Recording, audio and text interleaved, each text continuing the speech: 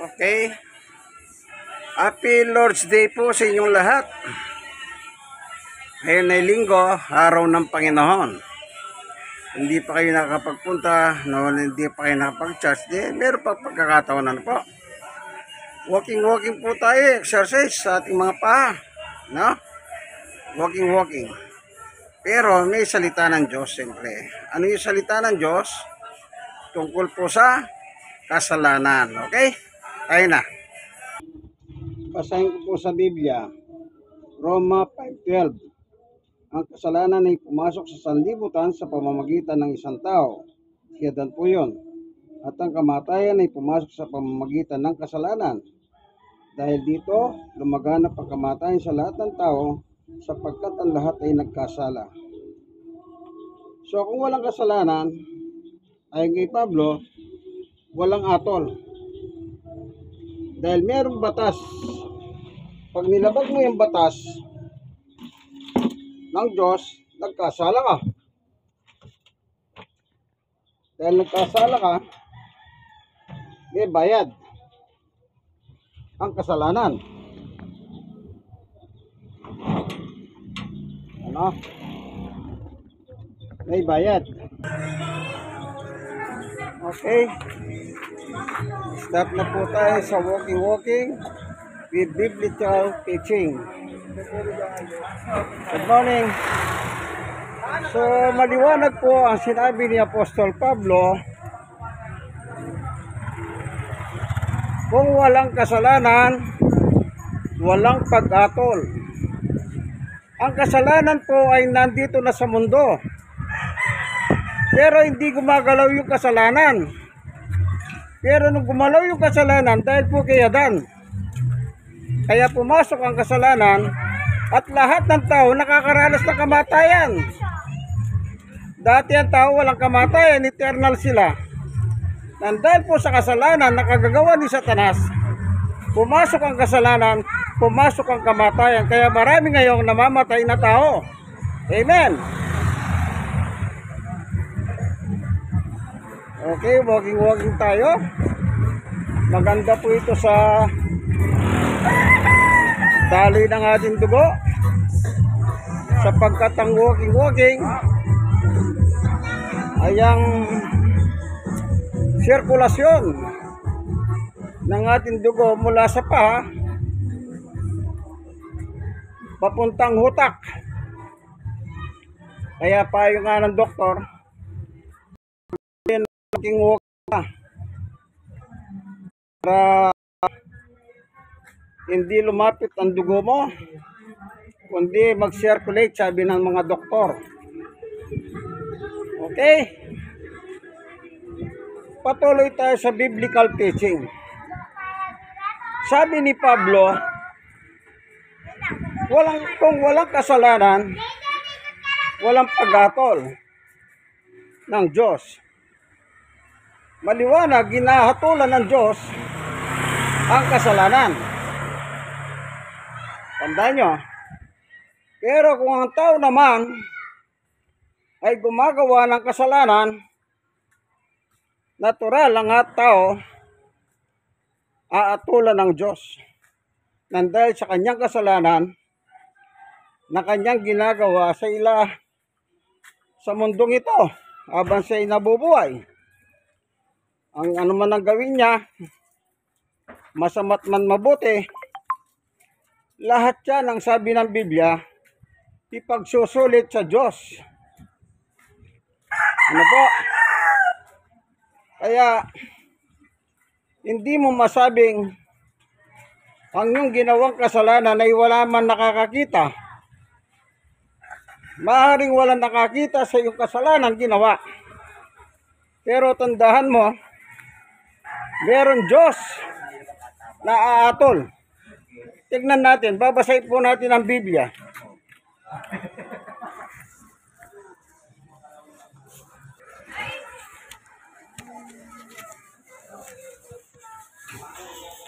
Ito po, babasahin natin, ano? Ang sabi ni Apostol Pablo, sapagkat lahat tayo iharap sa hukuman ni Kristo at tatanggap ng nararapat sa ating mga sa ating mga ano po, mga gawang mabuti o masama nang tayo nabubuhay pa sa katawang ito. Ikalawa Korinto chapter 5 verse 10. So ibig sabihin, hindi ka pwedeng magtago sa Diyos. Kapag sinabi mo, oh, wala naman akong ginawang kasalanan eh, ikaw lang ang may sabi niyan. Lahat ng tao nilikha ng Diyos. Lahat ng tao nakikita ng Diyos. Lahat ng gawa ng tao kita ng Diyos. Kaya hindi mo pwede sabihin na wala kang kasalanan. So maliwanag po, yung sinabi ni Pablo, lahat tayo, pati siya. Anong sabi niya? Aarap tayo sa hukuman ni Kristo sa langit. Yang ginawa mong mabuti o yang ginawa mong masama, ipagsusulit mo sa harap ng hukuman ni Jesus. Paano mo sasabihin wala kang kasalanan? Minsan may tinanong po ako, sabi niya wala akong kasalanan. Meron pa ng taong walang kasalanan. Ayon lang sa kanya yun. Sabi ko, hindi ka ba nagbura? Eh dito pa sa Tondo, walang ginawa tao dito kundi magbura. Meron akong kakilalang mag-asawa. Lagi sila nagmumuran. Pati yung anak nilang 2 taon, nagmumura na rin. Oh, hindi po ba totoo yan? Dito sa Tondo, para lang barya-barya ang pagmumura. Anong pagmumura dito sa Tondo? Putang ina mo! Hallelujah! Mapamatanda, mapabata. Di po ba totoo? Sino bang hindi nagmumura dito? Uy, tahimik! Ang babait. Sabi nga ng carolers, ang babait ninyo. Thank you. Lakad tayo. Trinidad Street ito.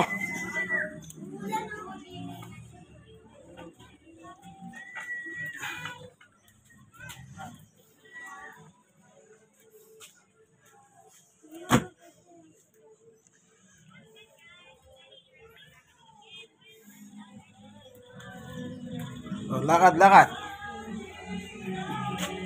Hindi po kumikibo yung mga tao eh. Pero kanina no sinabi ko nagmumura ang tao, nag-email siya.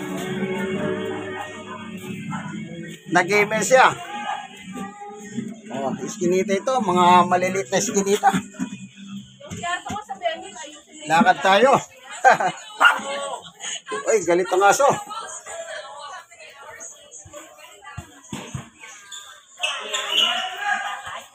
Yan, dito po tayo sa basketball court. Ayan. So, maliwanag po, ano? Kung walang kasalanan, walang aatulan ng Diyos. Dahil nagkasala ang Diyos, ay nagkasala ang tao, lahat ng tao aharap sa hukuman ni Kristo upang atulan ang kanyang ginawa nang siya nabubuhay pa sa katawang ito, sa mundong ito. Kaya tandaan nyo kaibigan, merong hukuman sa langit na pagsusulitan ng tao. Ano po? Kaya habang mayroong pagkakataon, anong gagawin nyo? Magsisi, talikuran ng inyong mga kasalanan, sapagkat hindi kayo susunod sa utos ni Jesus. Si Jesus po ang judge. Si Jesus din ang hahatol sa iyo pagdating ng araw ng paghatol. Kaya nga po itinakda ang paghatol. Ito, basahin natin. Kailan ang tao ahatulan? Habang nabubuhay po ang tao, hindi ahatulan ng Diyos. Kasi mahal ng Diyos ang tao. O pagkikita ko lang sa inyo ha, sinabi ni Jesus, ang ating dakilang hukom, si Jesus, sa 1:3:17, ano sabi niya? Isinugo ng Diyos ang kanyang anak na si Jesus hindi upang atulan ng parusa ang tao, kundi upang iligtas ito sa pamamagitan niya. Kaya po pala naparito si Jesus, hindi po upang atulan tayo, kundi upang iligtas tayo. Pero kung dumating ang panahon, tinatok ka ng kamatayan at hindi ka nagbago, hindi ka nagsisi, hindi ka tumalikod sa iyong kasalanan, kaya nang inuutos ni Jesus, yung sinabi ni Jesus na yan, magbabago. Kung sinasabi niya, hindi kanya hatulan, pero dahil hindi ka sumunod, ang sabi ni Jesus, aatulan na kita. Kaya mag-ingat kayo, kayong mga tao, lalo na sa inyong mga ginagawa sa buhay araw-araw. Ano po? Sapagkat ang ginagawa natin sa araw-araw, yan din ang ipagsusulit natin pagdating ng araw ng paghukom ng dakilang Diyos sa langit. Walking.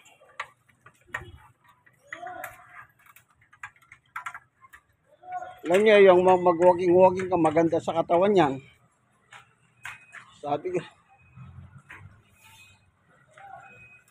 Sabi nga, maganda sa daloy ng dugo ang exercise na walking.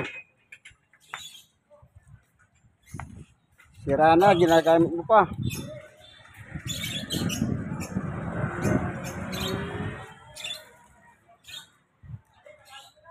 Dito tayo sa Lalyana.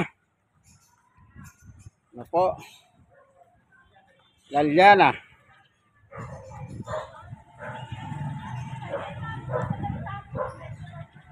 Lalakad-lakad. Walking. Exercise.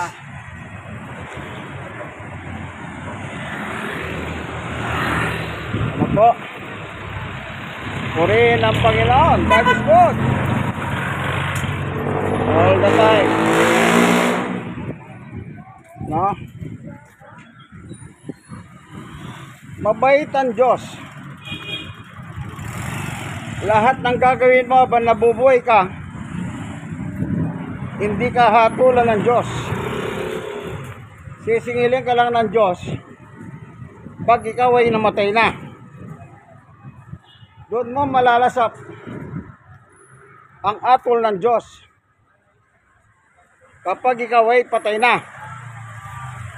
Kaya yung mga nagsasabi dahil sa hirap ng buhay, gusto na nilang mamatay, akala nila pag namatay sila, tapos na ang problema. Hindi nila alam pagkatapos mamatay, doon po magsisimula ang totoong problema.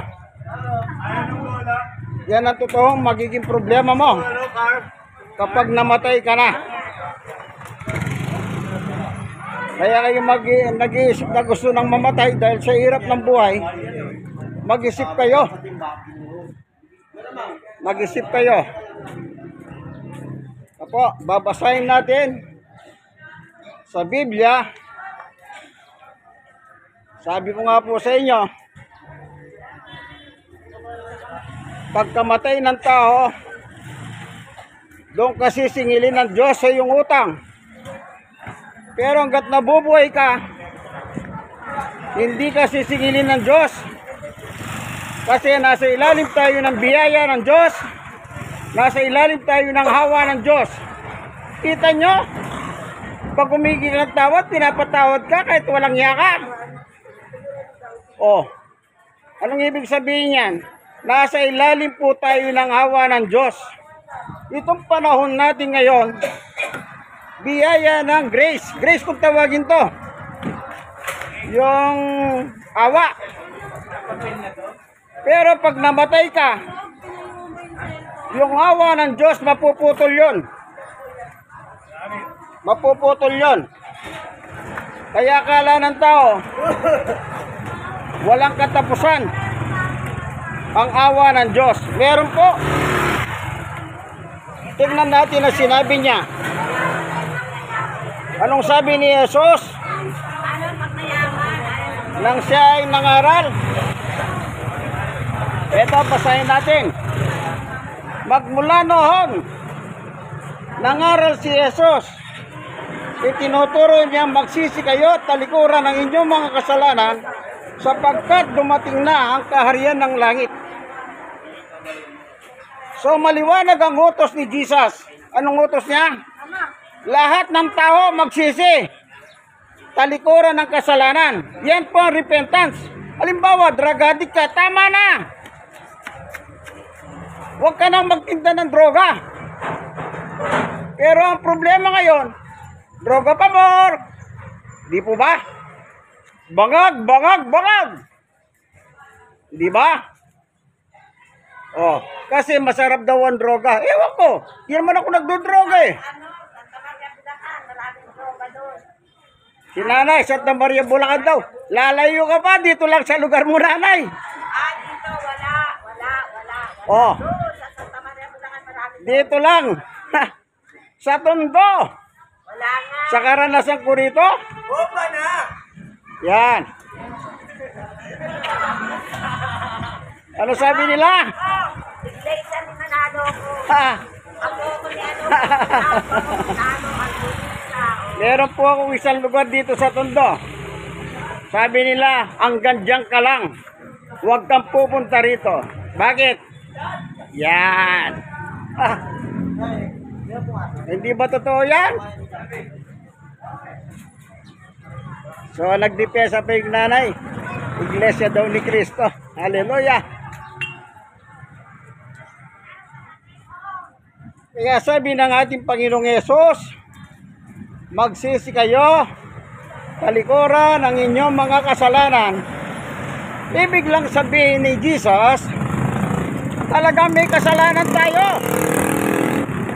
Kaya niya, ang utos niya, talikuran. Eh si nanay, para pinagtatanggol niya, wala siyang kasalanan kasi daw, iglesia ni Cristo siya. Hallelujah! Tumanda na, wala nalaman. Tumanda na, walang nalalaman.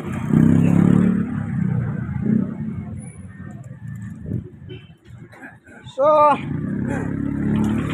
ito yung nasa ilalim tayo ng biyaya. Ngayon, mabait po ang Diyos sa tao. Kahit gaano ka kasama, tumawag ka sa Diyos. Sabi sa Jeremias 33:3, tumawag ka at sasagot ako sa iyo, sabi ng Diyos. Ganun po kabait ang Diyos. Pero darating din ang panahon na yung kabaitan ng Diyos ay mapapalitan ng iba. Tignan natin, ano, babasahin ko lang po. Once ng tao po mamatay, akala ng tao pagpatay na wala na problema. Hindi niya alam, pag namatay siya, simula na ng problema. Yun lang po. At ang problema kakaharapin ng tao, wala na solusyon. Kaya pag habang buhay ka, solusyonan mo na ang problema. Pag namatay ka, wala na solusyon. Ito po, sa Hebreo 9:27, ano nakalagay? Itinakda sa mga tao na minsan lamang mamatay at pagkatapos sa iyang pag-uukom, kita niyo po, after death, judgment. Doon po ngayon lalasapin ng tao ang ginawa niyang masama habang siya'y nabubuhay, na kapag hindi po niya naipahingi ng tawad sa Diyos. Tandaan natin, ang Diyos po ay mabait. Kung Diyos ay mabait, ang Diyos ay marunong din magparusa. Kaya huwag niyong ikatwiran na sabihin na ang Diyos naman mabait, ang Diyos naman pag-ibig. Ibig nila sabihin, hindi raw namamarusa ang Diyos. Sa aking mga Bible study, nagulat yung isa lalaki na sinabi ko ang Diyos namamarusa. Ang sagot niya, meron palang ganyan, sabi niya. Kasi po yung nagtanong sa akin, ang trabaho niya magbigay ng pautang pera, 5-6. Oh, 5-6. Kapag meron hindi nakakabayad sa kanya, minumura niya ang mga tao kapag hindi sila makapagbayad. Kaya gusto niyang palitawin, ang Diyos daw ay pag-ibig. Kahit na nagmumura na siya, Diyos ay pag-ibig pa rin. Hallelujah. Oh. Hindi ba marami nagmumura dito? Nanay? Na.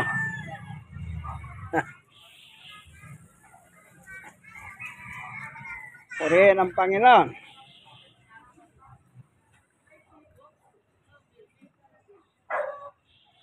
Sige, ano po? So,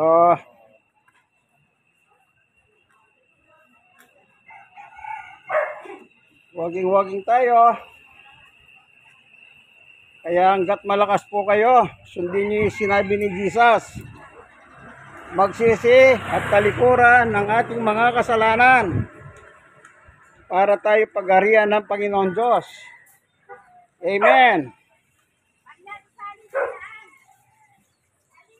Yan po ang nararapat ang pagsunod kay Jesus. Dahil panahon na po, darating ang panahon, si Jesus din po ang maghukom sa tao.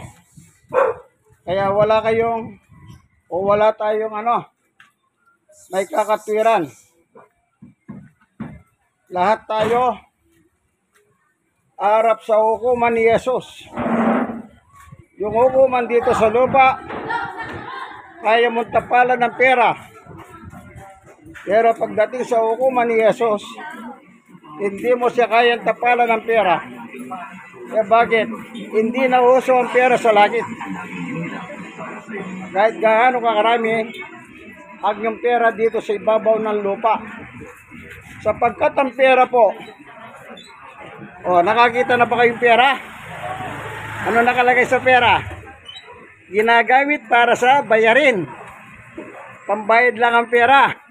Kung ano yung binili mo, pambabayad mo pera. Pero pagka nagkasala ka, hindi mo pwedeng bayaran ng pera ang kasalanan mo sa Diyos. Tandaan nyo po yan. Ito po sa awit, meron nakalagay. Basahin natin. Basahin natin yung nakasulat dito. Sa awit, chapter 49. Sabi ng Diyos, bawat isa'y makinig. Makinig ang sino pa man. Kahit siya naroon ay makinig ang nilalang. Tayo po yun. Kahit ikaw ay dakila o amak, ang iyong lagay. Makinig na sama-sama ang mahirap at mayaman. Kita nyo po. Ano man ang status mo sa lupa, sabi ng Diyos, makinig ka. Ano sabi pa? Says, mga taong nag-aambog sa yaman ay nananalig.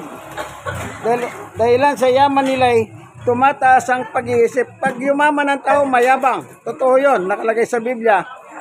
Nagmamataas na po sila pag may pera sila. 7. Hindi kaya na sino man ang sariling matubos. Hindi kayang bayar at tubusin sa kamay ng Diyos. Yun ang sinasabi ko. Ano mang yaman mo rito, hindi mo magagamit sa Diyos yan. Bakit? Sa langit, hindi na uso ang pera. Hindi na uso ang pera. Kaya kahit gaano karami ang pera mo, walang kwenta yan. Mas mabuti pa yung pera mo kung marami, pamigay mo sa mga mahirap. Itulong mo sa mga mahirap para makagawa ka ng nararapat sa Diyos. Nag-amen si brother, baka maraming pera yan.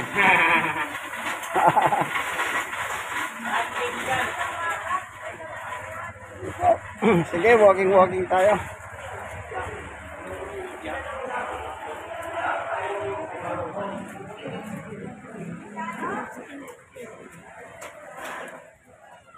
Yan yun, yan yung gano'n.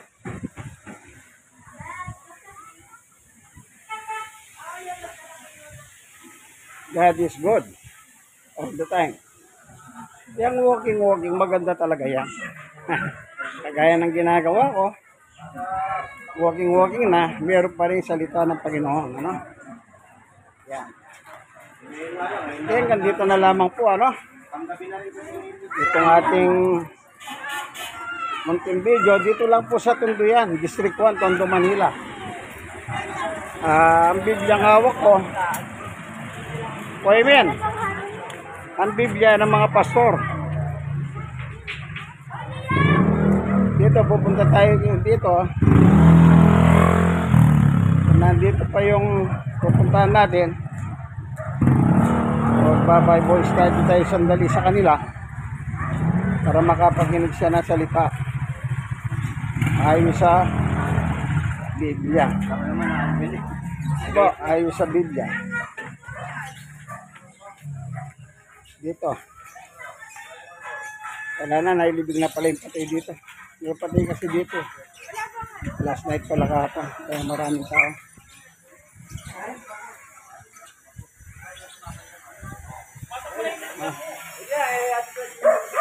Yes, nandito na lamang po, ano? Ang ating munting video. Ito ang inyong kaibigan kay Jesus, Brother Manny Bautista. Sana po na meron kayong matutunan.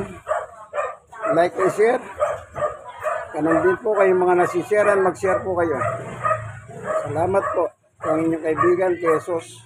Nawadat na kayo ng video nito na sa maayos na kalagayan. God bless us all. Bye-bye.